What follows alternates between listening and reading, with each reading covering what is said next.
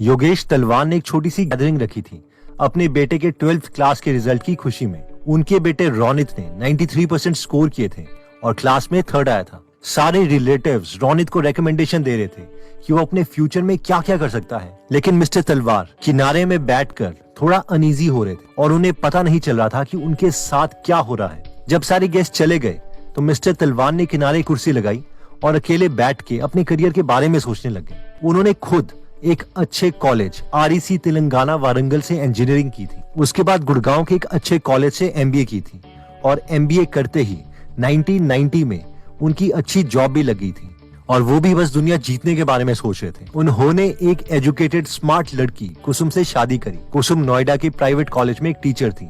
Mister और Mrs तलवार के 2 बच्चे हुए, एक बेटा एक बेटी। बेटी आकांक्षा ने बैंगलोर की कॉलेज से बायोटेक्नोलॉजी में पोस्ट ग्रेजुएट डिग्री करी थी, जबकि बेटा इंजीनियरिंग कॉलेज के लिए एंट्रेंस एग्जाम की तैयारी कर रहा था। मिस्टर तलवार कॉर्पोरेट में 25 साल काम करने के बावजूद खुद को एक अंडर अचीवर मान रहे थे।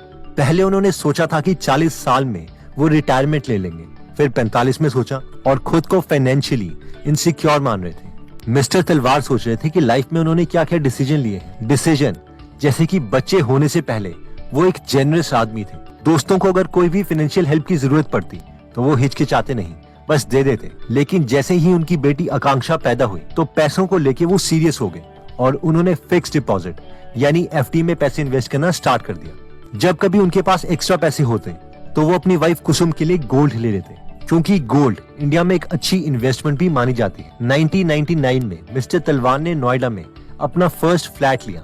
मिस्टर तलवार के पेरेंट्स इस पर बहुत खुश हो रहे थे, क्योंकि उनके बेटे ने 32 की उम्र में घर ले लिया था और जबकि उन्होंने खुद 50 में लिया था। लेकिन घर तो लोन पे लिया गया था, जिस पर मिस्टर तलवार को हर महीने काफी कंजूसी करनी पड़ती थी। घर के लिए उन्हें अपनी FD भी तोड़नी पड़ी थी, जिसकी वजह से उनकी सारी सेविंग्स अब उस घर में ही चली जाती थी, यानी रियल एस्टेट में। बीच में बैंक के इंटरेस्ट रेट्स कम हुए, मिस्टर तलवार की थोड़ी सैलरी बढ़ी और उन्होंने अपने दोस्त के कहने पर कुछ स्टॉक्स खरीद लिए।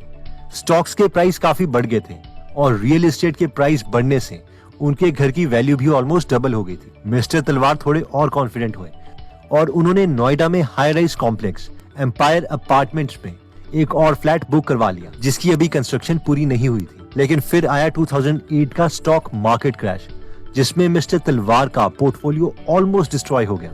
उन्हें यकीन हो गया था कि स्टॉक मार्केट में तो कभी भी इन्वेस्ट नहीं करना चाहिए, रियल एस्टेट ही बेस्ट है इन्वेस्ट करने के लिए, क्योंकि डेवलपिंग कंट्रीज में तो रियल एस्टेट के प्राइस बढ़ते ही बढ़ते हैं। लेकिन 2013 से 2017 तक घरों की डिमांड भी बहुत कम हुई। बहुत से रियल एस्टेट डेवलपर्स लोन में डिफॉल्ट करने लग गए, क्योंकि कोई कस्टमर मिल ही नहीं रहा था, जिसकी वजह से जो नया घर मिस्टर तलवार को 3 साल में तैयार होके मिलना था, अब 6 सालों के बाद भी उन्हें वो तैयार होके नहीं मिल रहा था और अगले सालों में भी उसके तैयार होने के चांसेस नहीं थे। मिस्टर तलवार अपने ख्यालों से बाहर आए और टीवी को ऑन कर दिया। वो अब 50 के हो चुके थे और उनके पास 10 और साल बचे थे वर्किंग लाइफ के। सौरभ मुखर्जी अपनी बुक कॉफी कैन इन्वेस्टिंग में बताते हैं कि हम में से मैक्सिमम लोगों की स्टोरी भी मिस्टर तलवार जैसी होती है, जो एजुकेटेड तो हैं लेकिन फाइनेंशियल नॉलेज बहुत कम है। मिस्टर तलवार अपने फ्यूचर को लेके चिंता में थे, क्योंकि उन्हें अपने बच्चों की एजुकेशन, उनकी मैरिज और खुद की रिटायरमेंट की लाइफ को प्लान करना था। सैटरडे आफ्टरनून को मिस्टर तलवार एक फाइनेंशियल एडवाइजर के साथ बैठे और 3 घंटे तक मिस्टर तलवार के गोल्स और एम्बिशंस के बारे में बात चली। जब मिस्टर तलवार की सारी इन्वेस्टमेंट्स जोड़ी गई, जैसे कि घर, गोल्ड, स्टॉक, कैश एक्सेट्रा, और उस पर रेट ऑफ रिटर्न कैलकुलेट किया गया, तो 1990 से लेके अब तक का रेट ऑफ रिटर्न सिर्फ 4% निकला, एक FD के ROI से भी कम। मिस्टर तलवार ने एडवाइजर के साथ बैठ के अपने फ्यूचर गोल्स और रिटायरमेंट प्लान किया, तो पता चला कि उन्हें 16% का रेट ऑफ रिटर्न चाहिए होगा। सौरभ मुखर्जी, जो कि चीफ इन्वेस्टमेंट ऑफिसर हैं मार्सलस इन्वेस्टमेंट मैनेजर्स में, वो कहते हैं कि कॉफी कैन इन्वेस्टिंग का मतलब है कि इंडिया की टॉप बेस्ट कंपनीज के स्टॉक्स लो और उन्हें लंबे समय तक बिल्कुल मत छेड़ो, और उनके मुताबिक ये स्टॉक्स आपको काफी अच्छा रिटर्न देने के कैपेबल हैं, जिसके लिए सौरभ मुखर्जी ने एक मेथड बनाया, जिन्हें वो कहते हैं कॉफी कैन इन्वेस्टिंग पोर्टफोलियो। अब ऑब्वियसली सवाल ये आता है कि अच्छी कंपनीज को कैसे आइडेंटिफाई किया जाए। इसके लिए सौरभ ने अपनी बुक कॉफी कैन इन्वेस्टिंग में एक क्राइटेरिया बताया है। उन्होंने पहले तो ये देखा कि इंडिया में टोटल पब्लिक लिस्टेड कंपनीज कितनी हैं, यानी ऐसी कंपनीज जिनके शेयर्स हम खरीद सकते हैं, तो ये करीबन 5000 के करीब निकली। उसके बाद उसमें से उन्होंने वो कंपनीज फिल्टर की जिसकी मार्केट कैपिटलाइजेशन कम से कम 100 करोड़ है। क्योंकि सौरभ के मुताबिक इनसे छोटी इस कंपनी के डेटा पर हम ज्यादा विश्वास नहीं कर सकते, तो करीबन 1500 पब्लिक लिस्टेड कंपनीज ऐसी हैं जिनकी मार्केट कैपिटलाइजेशन 100 करोड़ से ज्यादा है। उसके बाद उन्होंने इन 1500 कंपनीज में एक और फिल्टर लगाया कि इन 1500 कंपनीज में से ऐसी कौन सी कंपनीज हैं जिसकी पिछले 10 साल से लगातार सेल्स हर साल कम से कम 10% से ग्रो हो रही है और return on capital employed tax से पहले कम से कम 15% है। क्योंकि हमें ऐसी स्ट्रॉन्ग कंपनीज चाहिए जिसने पिछले 10 सालों में ये कंसिस्टेंट रिजल्ट दिखाया, इसलिए हम ये मान के चल सकते हैं कि नेक्स्ट 5 से 10 सालों में ये ऑन एन एवरेज ऐसा ही परफॉर्म करेगी। जब 2017 तक के डेटा में उन्होंने फिल्टर लगाया तो पता चला कि सिर्फ 12 कंपनीज ऐसी थी जो इस क्राइटेरिया को फुलफिल करती थी और सौरभ ने इसी पोर्टफोलियो को मिस्टर तलवार को रेकमेंड किया और लंबे समय के लिए होल्ड करने के लिए कहा।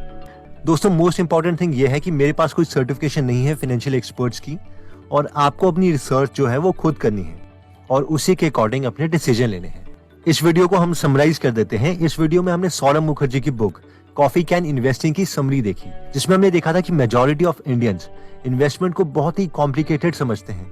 या तो उनकी इन्वेस्टमेंट फिलॉसफी ही गलत होती है, जैसे कि ज्यादा रिटर्न्स के लिए हमें ज्यादा रिस्क लेना पड़ेगा।